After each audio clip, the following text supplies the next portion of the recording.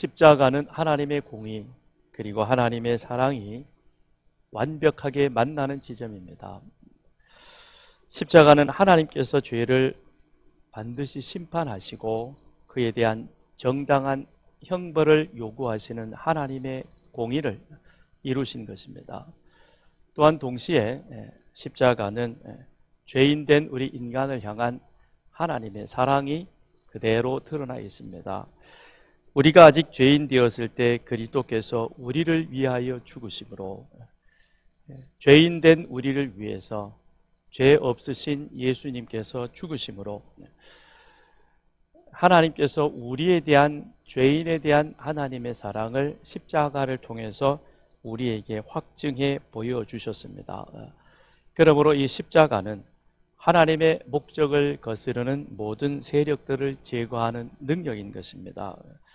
동시에 십자가는 옛사람의 모습을 벗어버리고 새 사람의 탄생을 알리는 상징이기도 합니다. 그래서 기독교는 십자가의 종교라고 말하고 있습니다. 하나님께서는 십자가의 은혜를 경험하여 그리스도의 나라로 옮겨진 우리들에게 이제는 그리스도의 명령에 따라 하나님 나라 백성으로 그렇게 살아갈 것을 요구하십니다. 이와 같은 하나님의 요구와 명령은 모든 사람을 향한 것은 아닌 것입니다.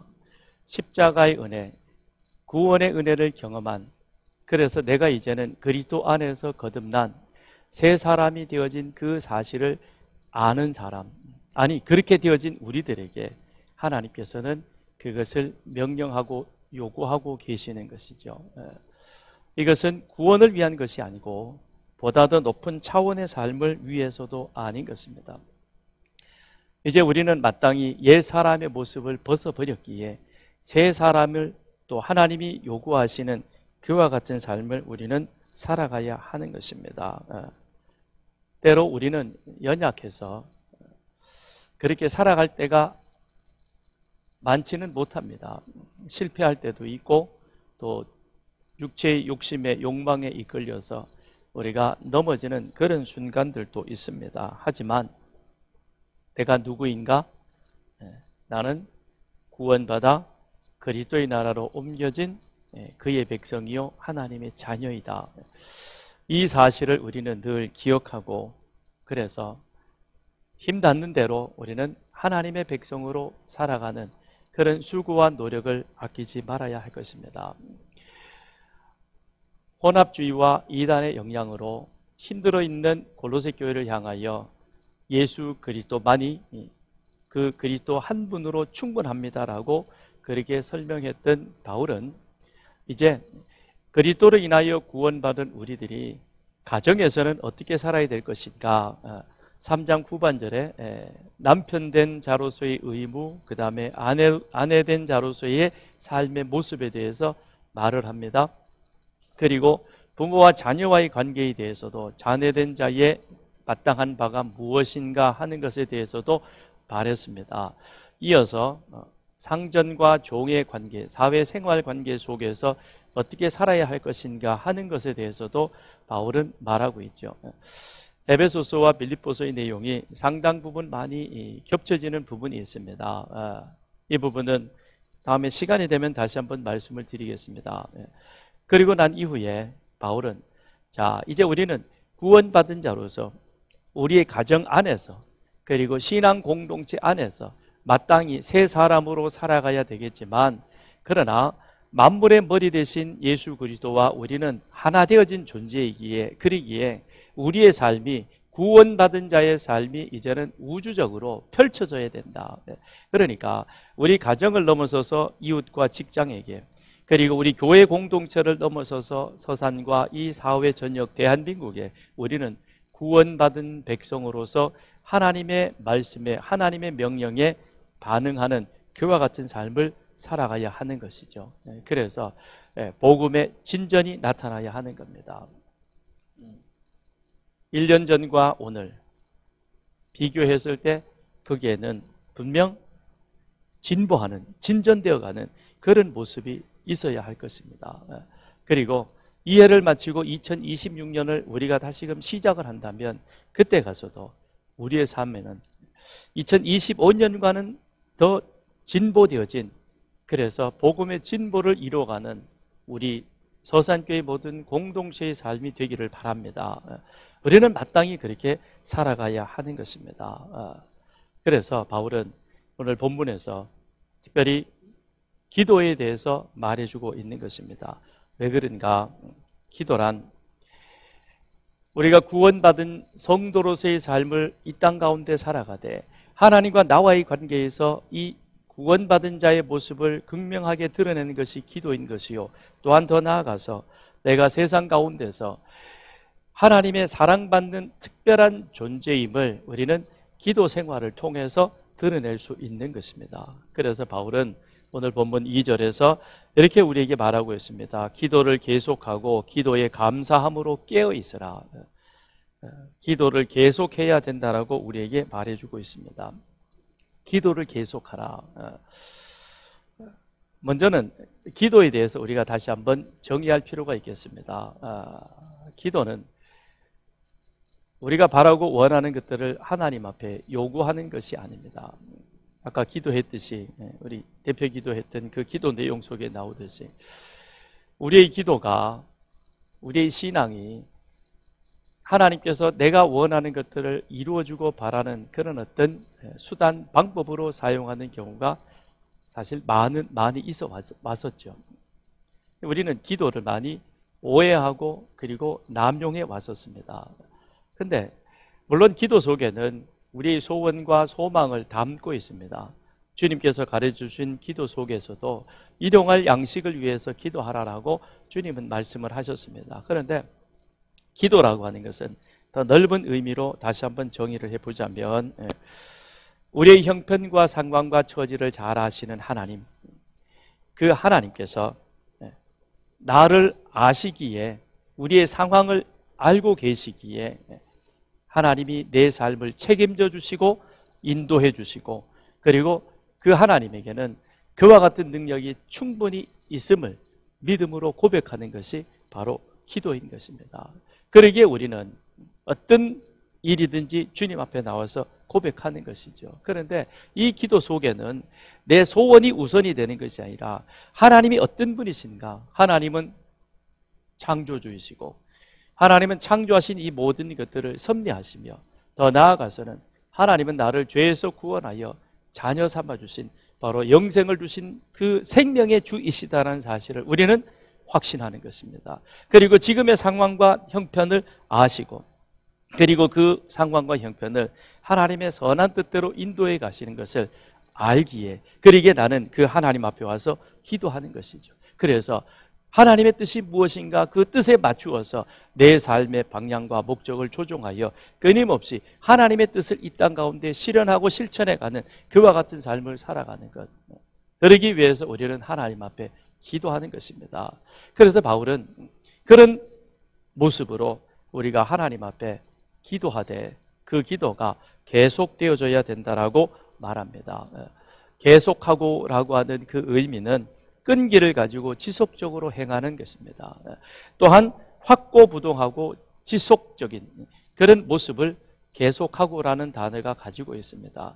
그러니까 하나님에 대한 믿음이 확고합니다. 하나님이 어떤 분이라고 하는 그 하나님에 대한 신지식이 내 안에는 확실하게 세워져 있습니다. 그 하나님이 내 사정과 형편을 아시고 나를 이끌어 가시는, 그러기에 나는 그 하나님 앞에 끊임없이 변함없이 지속적으로 기도하게 되는 것이죠. 출애굽한 이스라엘이 가나안을 향하여 가는데 갑자기 뒤에서 아말렉이 쳐들어왔습니다. 모세가 여호수아에게 군사를 데리고 나가서 아말렉을 상대하라고 합니다. 그러면서 너는 사람을 데리고 나가서 아말렉을 상대하되, 그러나 나는 지팡이를 가지고 산 위에 올라가서 내가 기도하겠다 그럽니다. 그러면서 여호수아에게 사람을 보내 나가게 하고, 자신은 아론과 훌과 더불어서 높은 곳에 지팡이를 들고 올라가서 손을 들고 하나님 앞에 기도합니다. 모세가 여호수아가 아말렉과 싸우는 모습을 보면서 그는 지팡이를 들고 하나님 앞에 손을 들고 기도합니다. 한참을 기도하다가 팔이 아프니 팔을 내립니다. 그런데 모세가 팔을 들고 기도할 때는 여호수아가 이깁니다. 그런데 자신이 힘이 들어서 팔을 내리니까, 기도를 쉬니까 이번에는 아말렉이 이스라엘을 이깁니다. 이 모습을 보고 있던 아론과 훌이 돌을 구해와서는 모세에게 거기에 앉게 하고, 그리고 그 자신들이 오른쪽 왼쪽에서 모세의 팔을 들고 같이 함께 기도합니다. 내일부터 우리 영원사랑 축제를 위해서 릴레이 기도를 합니다. 우리 26일에는 추수감사 예배를 드리고, 그 다음엔 다목적 구장에서 전교인 체육대회를 합니다. 혹시 거기에 릴레이 달리기가 있나요? 전에 우리 여기 마당에서 한번 릴레이 했었죠, 그죠? 릴레이 기도는 릴레이는 달리기는 뭐죠? 서로 끊어지지 않고 이어져서 계속 달리는 거잖아요, 그죠? 계속해서 달리는 겁니다. 그럼 릴레이 기도도 마찬가지인 것이죠. 10월 13일부터 11월 1일까지 11월 2일에 있을 영혼사랑 축제를 앞두고 태신자를 위해서, 또 축제를 준비하시는 모든 분들을 위해서 그날에 그 상황 속에 사탄박이 틈타지 못하도록, 또 말씀이 선포되어지고 말씀을 전하는 담임 목사를 위해서 우리가 함께 같이 기도할 것입니다. 그런데 그 기도가 끊어지면 안 되겠죠. 일부 예배에 오신 분들은 다 나가서 돌아가실 때 거기에다가 이름을 다 적으라 그랬습니다. 그리고 이 기도 제목 가지고 집에 가서 같이 기도하자 그랬습니다. 2부 예배에도 동일하겠습니다. 그렇죠? 아니, 나는 안 적고 기도할 거야. 물론 안 적고 기도하시는 분들도 계실 겁니다. 그런데 교회에서 같이 기도하고 표를 만들어서 그렇게 적어놓고 기도하자 그러면 그대로 행하는 것이 그 사람이 믿음 좋은 사람입니다. 나는 안 적어도 잘해, 교만입니다.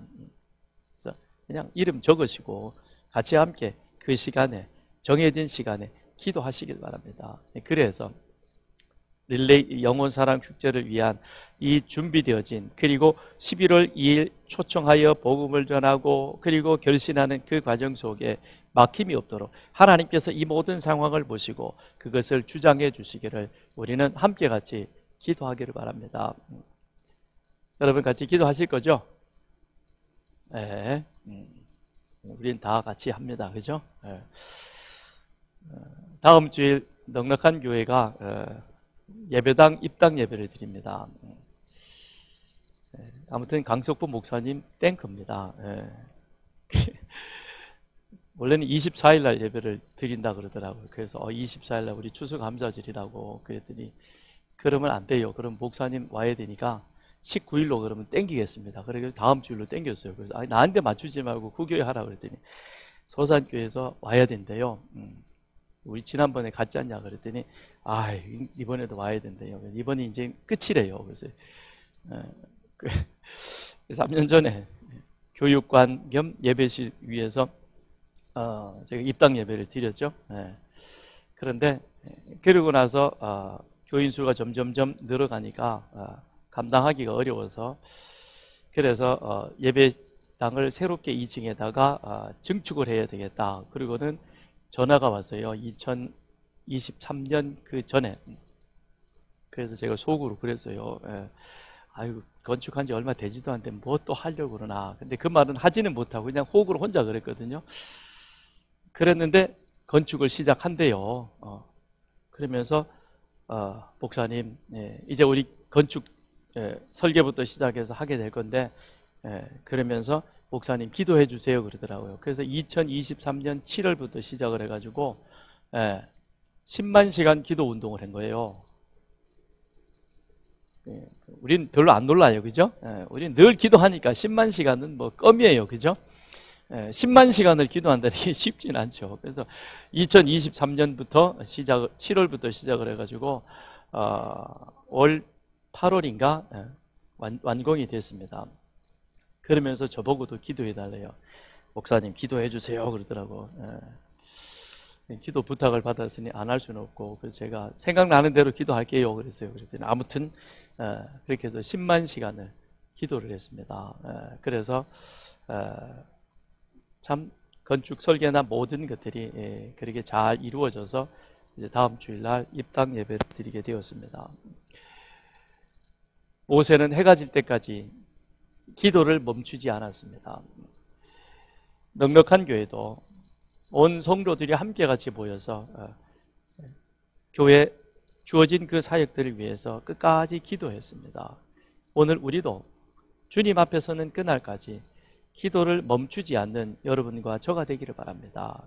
우리는 계속해서 이 나라 이 민족 그리고 우리 교회 나의 삶의 모습들 이 모든 형편을 다 아시는 하나님, 그 하나님께서 내 삶을 책임져 달라고 그리고 저희들의 앞길을 인도해 달라고 우리는 계속해서 기도하며 나아가는 우리가 되기를 바랍니다. 그러면서 바울은 기도하되 감사함으로 기도하라라고 말합니다. 3절에 2절 후반에 기도에 감사함으로 깨어있으라 그랬습니다. 기도와 감사는 동전의 양면과도 같습니다. 왜 그런가? 우리가 기도는 하나님이 어떤 분이신가를 알고 그 하나님 앞에 우리의 신앙을 고백하는 것인데, 그런데 그 신앙의 고백 속에는 늘 하나님께서 우리가 원하고 우리가 바라는 것보다 더 놀라운 모습으로 언제나 우리 삶 가운데 이루어 주시죠. 그러기에 기도와 감사는 동전의 양면과도 같은 겁니다. 기도하는 사람은 감사합니다. 감사가 끊이지 않는 사람은 그의 삶을 보면 그는 기도하는 사람인 것입니다. 그래서 기도와 감사는 늘 같이 가게 되는 것이죠. 자식 때문에 늘 힘들었던 그 한나, 그가 성전에 가서 기도합니다. 얼마나 간절히 그 마음을 쏟아 놓았든지 저 멀리에서 엘리 제사장이 이렇게 쳐다보니까 마치 한나가 술 취한 여인처럼 그렇게 중얼거립니다. 그러니 엘리 제사장이 슬그머니 한나에게 와서 말합니다. 그렇게 하나님 앞에 술 취한 채로 기도하면 안 된다고. 그러자 한나가 제가 술이 취한 것이 아니라 내 마음이 너무 괴로워서 이 괴로운 심정을 하나님 앞에 토해놓는 것입니다 라고 그렇게 말합니다. 그러면서 자기 사정을 이야기를 했겠죠. 자식 문제, 그 자식으로 인하여 집안에서 분인 나와 그런 다툼과 분쟁이 있는 그것 때문에 내가 너무 힘들다라고 하는 것을 그렇게 한나는 엘리 제사장에게 얘기를 했을 것입니다. 그런데 그 엘리 제사장이 한나의 형편을 두고 한나에게 뭐라고 얘기를 합니까? 여호와께서 내가 구한 것을 허락하기를 원한다. 사실 엘리 제사장은 제사장으로서 조금 어찌 보면 격이 떨어진다고 말할 수 있을 것입니다.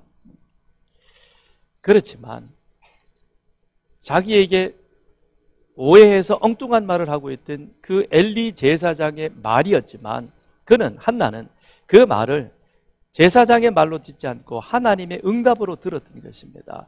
여호와께서 내가 구한 것을 응답해 주기를 원한다라고 하는 그 말, 하나님이 내 사정, 내 형편을 아시는구나. 그랬기에 집으로 돌아간 한나는 근심하지 않습니다. 걱정하지 않습니다. 얼굴에서 근심과 수색이 사라지고 그는 먹었습니다. 감사했던 것입니다. 여러분, 우리는 이와 같은 자가 되어야 할 것입니다. 정말 우리가 하나님 앞에 감사함으로 나아가여 기도한다면 우리의 삶의 조건에는 근심과 염려는 더 이상 따라오지 못할 것입니다. 왜 우리는 기도하면서도 계속해서 염려하고 걱정하십니까? 하나님이 누구인가를 잘 모르기 때문에 그런 것이죠. 하나님이 어떤 분이신가? 하나님이 내 사정과 형편을 아시고 계신다. 그렇다면 우리는 더 이상 염려하지 않고 하나님 앞에 기도했습니까? 감사하는 자가 될 것입니다. 그래서 우리의 삶은 감사로 채워지는 그런 은혜가 있을 것입니다. 계속해서 바울은 그런데 깨어 기도해야 된다라고 말합니다. 기도를 계속하고 기도에 감사함으로 깨어 있으라 라고 말합니다. 깨어 있다, 자지 말고 기도하라는 것이 아니라 영적 긴장감을 늦추지 말라는 것입니다. 그래서 기도하는 사람은 영적으로 늘 깨어 있는 것입니다. 깨어 있다는 것은, 영적 긴장감을 가지고 있다는 것은, 그것은 세상에 대해서는 무감각하지만 그러나 영적인 일에 대해서는 민감한 것을 말합니다. 세상 일에 민감하면 기도할 시간을 얻지 못합니다. 왜 기도하지 못합니까? 너무 바쁘지요. 무엇 때문에 바쁘십니까? 세상 일 때문에 바쁘시죠. 그런데 하루 종일 여러분 지나온 시간들 한번 바라보십시오. 정말 내가 기도를 포기할 만큼 그 세상 일들이 그렇게 가치 있고 의미 있는 시간이었는가? 사실 별로 많지 않습니다. 그런데 우리는 거기에 우리 마음과 생각과 몸을 빼앗겨 가지고는 기도할 틈을, 기도할 시간을 놓치고 마는 것입니다. 대신 영적인 일에 민감하면 우리는 더 많은 기도 시간을 갖게 될 것이고, 오히려 영적인 일에 민감하여 더 많이 기도할 때 우리는 더 많은 세상 일을 감당하게 되는 것입니다. 이게 영적인 법칙인 것입니다. 그러므로 우리는 영적인 일에 더 민감하여 더 하나님 앞에 기도하고 간구하며 나아가는 여러분 되기를 바랍니다. 엉뚱한 세상 일에 여기저기 불려다니다 보니까 피곤하죠? 그래서 잠자느라고 일어나지도 못하죠? 예배 시간에도 졸지요? 여러 가지 손해가 많아요. 그러나 영적인 일에 민감하여 기도할 틈과 기도할 시간을 많이 가져가면 모든 것들에 더 넉넉함을 우리는 누리게 될 것입니다. 세상 일에 둔감하라고, 그래서 나라와 민족을 위해서는 기도하지 말라, 그게 아닌 것입니다. 바울은 4절로 5절에서 2절 3절에서 3절 4절 죄송합니다. 3절 4절에서 뭐라고 얘기를 하고 있습니까? 우리는 하나님 나라를 위해서 더 열심히 기도해야 된다라고 말합니다. 또한 우리를 위하여 기도하되 하나님이 전도할 문을 우리에게 열어주사 그리스도의 비밀을 말하게 하시기를 구하라. 내가 이 일 때문에 매임을 당하였노라. 그리하면 내가 마땅히 할 말로서 이 비밀을 나타내리라. 바울은 지금 로마 감옥에서 갇힌 몸으로 골로새 교회에 편지를 쓰고 있는 것입니다. 그러면서 그가 뭐라고 얘기를 하고 있는가 하면, 복음 전파에 방해가 되어지는 이 모든 장애물들이 제거되어지므로 전도의 문이 더 활짝 열려지기를, 그 일을 위해서 기도해 달라고 그렇게 골로새 교회에 기도 부탁하고 있는 것입니다. 그렇다면 바울이 말하는 전도의 기회의 문이 열려진다라는 그 의미는 어떤 것인가? 두 가지 의미인 것이죠. 하나는 바울은 이방인들을 위해서 하나님 앞에 세움받은 자, 그래서 그는 이방인들에게 복음 전하는 것입니다. 그래서 전도의 문인데 이걸 직역하면 말씀의 문인 것입니다. 바울은 이방인들에게 가서 말씀, 즉 예수 십자가 복음을 전하는 것이죠. 그걸 전하는 그 일들을 바울은 맡고 있는 겁니다. 그렇기 때문에 전도의 문이 열려달라, 내가 이방인들에게 찾아가서 예수 십자가 복음을 더 힘있게 더 왕성하게 전할 수 있는 그와 같은 길들이 계속해서 열려질 수 있도록 기도해 달라고 말합니다. 한편 바울은 이와 같이 이방인의 사도로 부름받았지만 그는 자기 동족 유대인들의 복음 전하는 그 일도 게을리하지 않았습니다. 그래서 늘 회당을 찾아가서 유대인들을 만나고 그들에게 복음을 나누었습니다. 그러면서 그는 말하기를 그리스도의 비밀을 말하게 하시기를 구하라. 이것은 하나님께서 이스라엘 백성들에게 만세전에 미리 정해 놓으신 일들을 비밀로 그들에게 숨겨 놓았던 것이죠. 창세기 3장 15절로부터 시작해서 하나님은 구원의 계획을 갖고 계셨고 그 일들을 하나님께서 이루시기 위하여 그의 조상 아브라함을 부르셨습니다.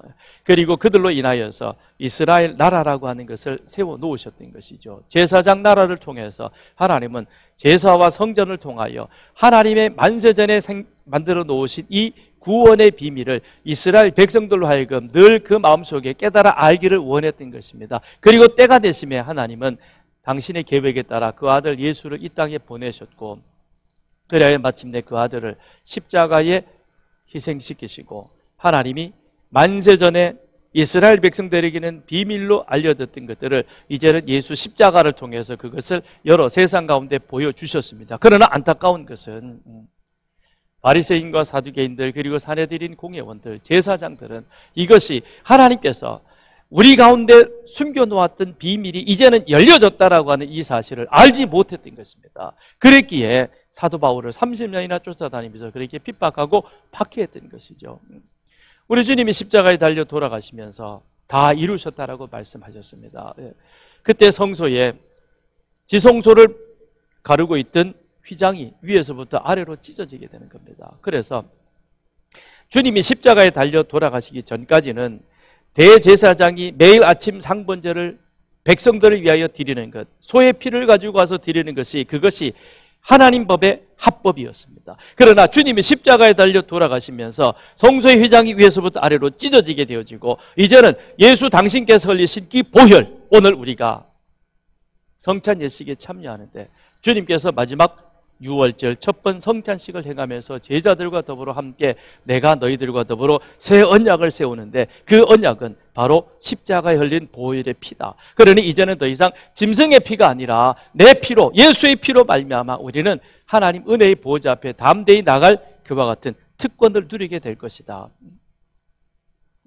그러니 이제는 더 이상 대제사장이 성전에 들어가서 제사 지낼 이유가 없어진 것입니다. 그런데 안타깝게도 제자들과 바울이 그렇게 전하고 다녔지만 이들은 이 비밀이 벗겨지지 못했던 것이죠. 그래서 바울은 말하는 겁니다. 이 그리스도의 비밀을 누구에게? 내 동족들에게 말해서 그들로 하여금 밝히 깨달아 알아. 그리하여 그들도 함께 구원의 자리에 참여하기를 원하노라. 이걸 위해서 기도해 달라라고 그렇게 바울은 골로새 교회에게 말하고 있는 것이죠. 그런데 골로새 교회 성도들은 그랬습니다. 그가 로마의 감옥에 갇혔으니, 그러니 이제는 이 복음 전하는 일들, 비밀을 밝히는 이 일이 끝난 것 아니겠느냐라는 것이죠. 아닙니다. 바울은 로마로 가면서 기도했었고, 그리고 또한 로마에서도 그는 골로새 교회를 향하여 이렇게 기도 부탁을 합니다. 그랬더니 하나님은 인간이 예상할 수 없는 놀라운 방법으로 여전히 사도 바울에게 전도의 문을, 말씀의 복음을 전할 수 있는 길과 이방인들에게 그리스도의 비밀을 알릴 수 있는 그 기회를 열어주신 것이죠. 그래서 바울은 가택 연금을 당했지만, 그러나 오는 사람들에게 담대히 복음을 전할 수 있었고, 더 나아가서는 바울이 갇힘을 들은 소식을 들은 사람들이 담대히 복음을 전하는 그런 일이 일어나게 되는 것입니다. 빌립보서 1장 12절로 14절에 보면, 형제들아, 내가 당한 일이 도리어 복음 전파에 진전이 된 줄을 너희가 알기를 원하노라. 이러므로 나의 매임이 그리스도 안에서 모든 시위대 안과 그 밖의 모든 사람에게 나타났으니, 형제 중 다수가 나의 매임으로 말미암아 주 안에서 신뢰함으로 겁없이 하나님의 말씀을 더욱 담대히 전하게 되었느니라. 내가 매임, 로마 감옥에 갇힌 일이 오히려 복음 전파에 도움이 되었고, 그래서 그는 사람들이 예측하지 못했던, 오는 사람들에게 담대히 복음을 전할 수 있는 그런 길이 열려져 있었고, 더 나아가서는 바울이 로마 감옥에 갇혔대. 어떡하지? 그럼 이제 우리가 나가서 전해야지. 그래서 많은 사람들이 더욱 담대히 겁없이 하나님의 말씀을 전하게 되었던 것이죠. 이게 하나님의 방법인 것입니다. 이 방법을 위해서 우리는 기도해야 하는 것이죠. 전도는 그 주체는 하나님이시요, 그 문을 열어주시고, 그리고 우리에게 그와 같은 기회를 주신 이도 하나님이십니다. 영혼사랑 축제를, 이 일들을 우리가 계획해서 하는 것 같지만, 그러나 실질적으로 이것을 우리로 하여금 태신자를 작정하고 그들에게 섬기고, 그리고 그들을 초청하여 복음을 전하는 이 모든 일의 주체는 하나님이십니다. 다만 하나님은 우리에게 이 기회를 던져 놓으시는 거예요. 그리고 우리는 이 기회를 잡는 것입니다. 잡는 자가 하나님의 축복을, 은혜를 누리는 것입니다.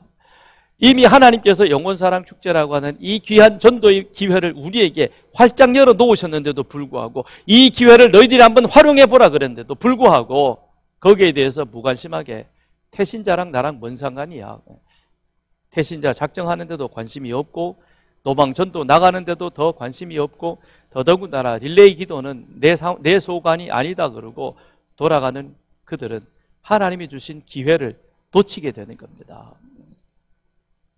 기회는 주어졌을 때 잡는 것이죠. 기회를 잡으시기 바랍니다. 우리 다 하나님이 주신 이 전도의 기회와 기도의 기회를 잡고 힘있게 기도하며 나가는 우리들이 되기를 바랍니다. 그래서 복음은 귀한 것입니다. 그런데 이 복음이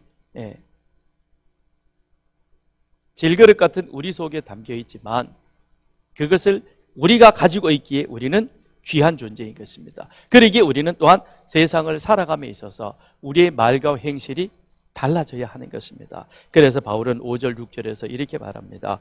외인에게 대해서는 지혜로 행하여 세월을 아끼라. 너희 말을 항상 은혜 가운데서 소금으로 맛을 냄과 같이 하라. 그리하면 각 사람에게 마땅히 대답할 것을 알리라. 자, 외인에게 대해서는 우리 교회 공동체가 아니라 저 밖에 있는 사람들에게는 이제 우리는 어떻게 해야 되느냐? 너희들의 말과 행실이 달라야 된다라는 겁니다. 10월에 우리가 훈련할 그리스도의 품성 주제가 뭐죠? 덕입니다. 덕. 우리 주보에 보면 10월 실천 품성 덕. 덕이 뭐죠? 하나님의 거룩한 기준에 맞게 사는 삶의 능력.